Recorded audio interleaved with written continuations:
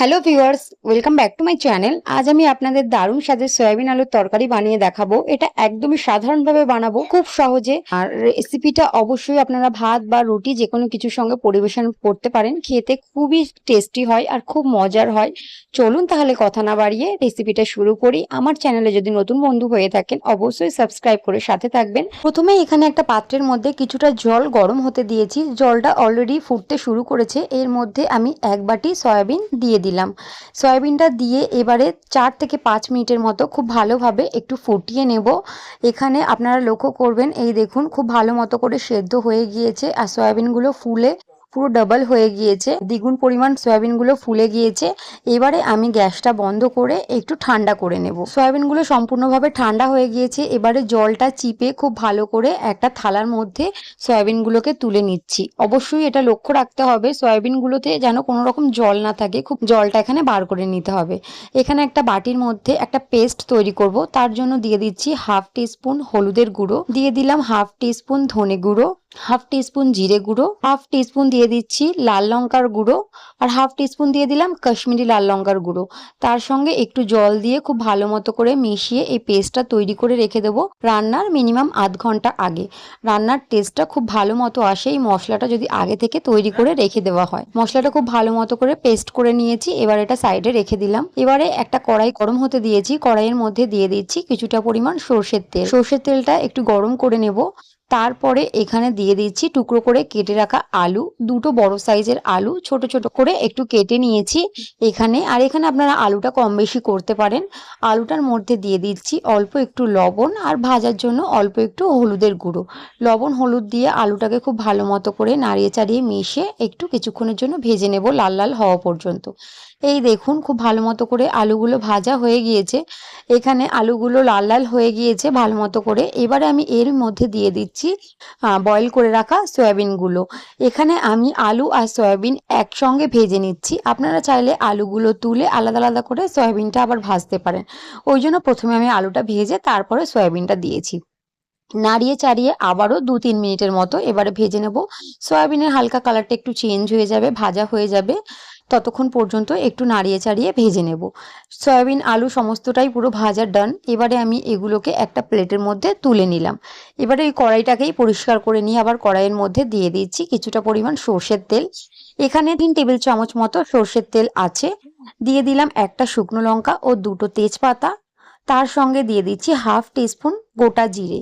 তেজপাতা আর গোটা জিরে শুকনো লঙ্কাটা একটু কয়েক সেকেন্ডের জন্য ফোড়ন দিয়ে নেব নাড়িয়ে চাড়িয়ে। খুব বেশি এখানে ফোড়ন দেওয়ার দরকার নেই, 30 সেকেন্ড মতো একটু নাড়িয়ে চাড়িয়ে ভেজে নিয়েছি। এবারে এর মধ্যে দিয়ে দিচ্ছি মিহি করে কুচি করা পেঁয়াজ। এখানে আমি দুটো পেঁয়াজ, মিডিয়াম সাইজের পেঁয়াজ ছোট ছোট করে কুচি করে নিয়েছি। এবারে পেঁয়াজটাকে দিয়ে নাড়িয়ে চাড়িয়ে হালকা একটু ভেজে নেব। পেঁয়াজটা হালকা একটু ভেজে নিয়েছি, কালারটা একটু চেঞ্জ হয়ে গিয়েছে। এরপরে এখানে দিয়ে দিচ্ছি 2 টেবিল চামচ আদা ও রসুনের পেস্ট। আদা রসুনের পেস্টটা দিয়ে আবারও বেশ কিছুক্ষণ একটু কষিয়ে নেব, যাতে আদা রসুনের কাঁচা গন্ধটা চলে যায়। 1 থেকে 2 মিনিটের মতো আবারও একটু পেঁয়াজের সঙ্গে কষিয়ে নেব। আদা রসুনের গন্ধটা চলে গিয়েছে। এবারে তৈরি করে রাখা পেস্টটা আমি এর মধ্যে দিয়ে দিলাম। দিয়ে এবার নাড়িয়ে চাড়িয়ে মশলাটাকে খুব ভালো মতো করে এখানে কষাতে হবে। যতক্ষণ না মশলা খুব ভালোভাবে কষানো হবে ততক্ষণ পর্যন্ত লো ফ্লেমে রেখে একটু ওয়েট করতে হবে। মাঝের মধ্যে হালকা একটু নাড়িয়ে চাড়িয়ে দেব। এই দেখুন মশলা খুব ভালো মতো করে কষে গিয়েছে আর কালারটা কত সুন্দর এসছে। আপনারা আশা করি দেখে বুঝতেই পারছেন খুব সুন্দরভাবে এখানে কালারটা এসছে। আর মোটামুটি এখানে তেল ছেড়ে দিয়েছে মশলার মধ্যে। এখানে আমি দিয়ে দিচ্ছি এবারে হাফ টমেটো, একটা বড় টমেটোর থেকে হাফ টমেটো এখানে ছোট ছোট করে একদম আমি কুচিয়ে নিয়েছি। আপনারা চাইলে এখানে টমেটো পেস্ট বা পিউরি ব্যবহার করতে পারেন। টমেটোটা দিয়ে আবারও মশলাটাকে খুব ভালো মতো করে একটু কষিয়ে নেব টমেটোটা গলে যাওয়া পর্যন্ত। অল্প একটু জল দিলাম যাতে না মশলাটা পুড়ে যায়। 5 মিনিটের মতো ঢাকা দিয়ে রেখে দিয়েছিলাম। এই দেখুন 5 মিনিটের মধ্যে আবার মশলার থেকে তেল খুব সুন্দরভাবে এখানে রিলিজ হয়ে গিয়েছে। খুব সুন্দরভাবে ওপরে তেল ভেসে উঠেছে আর মশলাটা খুব ভালো মতো করে কষানো হয়ে গিয়েছে। এই রান্নাটাই মশলা যত ভালোভাবে কষানো হবে রান্নাটার টেস্ট তত বাড়বে। আর এই দেখুন নাড়িয়ে চাড়িয়ে খুব ভালো মতো করে একটু ধৈর্য ধরে আমি সময় ধরে মশলাটাকে কষিয়ে নিয়েছিলাম। এবারে আমি ভেজে রাখা সয়াবিন ও আলুটা এর মধ্যে দিয়ে দিলাম। এখানে এবারে মশলার মধ্যে সয়াবিন আলুটা দিয়ে খুব ভালো মতো করে কিছুক্ষণ কষিয়ে নেব। প্রথমে এখানে আমি জল অ্যাড করব না, কিছুক্ষণ সময় ধরে মশলাটাকে কষিয়ে নেব। মিনিমাম ৫ থেকে ৬ মিনিটের মতো মশলাটাকে কষিয়ে নেব। প্রথমে ১-১.৫ মিনিট মতো একটু নাড়াচাড়া করে দিলাম। তারপরে এখানে লো ফ্লেমে রেখে ঢাকা দিয়ে ৫ থেকে ৭ মিনিটের মতো হতে দেব। এই দেখুন মোটামুটি ৫-৭ মিনিটের পর খুব ভালো মতো করে এখানে মশলাটা কষে গিয়েছে। আর লো ফ্লেমে অবশ্যই রাখতে হবে, নাহলে কিন্তু এখানে সয়াবিন আলুটা বা মশলাটা পুড়ে যাবে, যেহেতু জল নেই। এবারে আমি এর মধ্যে জল অ্যাড করে দিচ্ছি। ছোট্ট কাপের এখানে ৩ কাপ মতো জল দিয়ে দিয়েছি। এখানে জলটা আপনারা আপনাদের পরিমাণ অনুযায়ী দেবেন, খুব বেশি জল দেওয়ার দরকার নেই, তবে গ্রেভি আপনারা যতটা রাখবেন সেই হিসাবে জল দেবেন। দিয়ে দিলাম স্বাদ মতো লবণ, তার সাথে দিয়ে দিলাম ১ টিস্পুন মতো চিনি। এখানে অবশ্যই চিনিটা দেবেন, তবে যারা মিষ্টি খেতে অপছন্দ করেন স্কিপ করতে পারেন। রান্নাটা মিষ্টি হবে না, মোটামুটি টেস্টটা খুব ভালো মতো আসবে। নাড়িয়ে চাড়িয়ে সমস্ত কিছু দিয়ে ঢাকা দিয়ে আবারও ৫ মিনিটের মতো একটু সয়াবিন আলুটাকে হতে দিয়েছি। আর এই দেখুন এখানে ঢাকাটা খুলে আবারও নাড়িয়ে চাড়িয়ে দিচ্ছি। এখানে আলুটা প্রথমেই কিছুক্ষণ মতো হাফ সেদ্ধ হয়েছিল।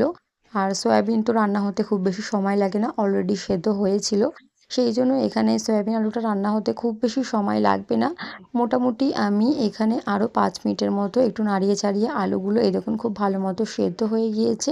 আর আলুগুলো কয়েকটা একটু আমি ভেঙে ভেঙে দিচ্ছি, যাতে গ্রেভিটা আরও একটু সুন্দর হয়। আর এখানে সয়াবিন আলুর কারিটা বা তরকারিটা এখানে একটু মাখো মাখো টাইপের হবে, ঝোল ঝোল কিন্তু আমি এখানে রাখবো না। এর মধ্যে দিয়ে দিচ্ছি এবারে হাফ টিস্পুন মতো গরম মশলার গুঁড়োটা দিয়ে আবারও সমস্ত কিছু খুব ভালো মতো করে মিশিয়ে দিলাম।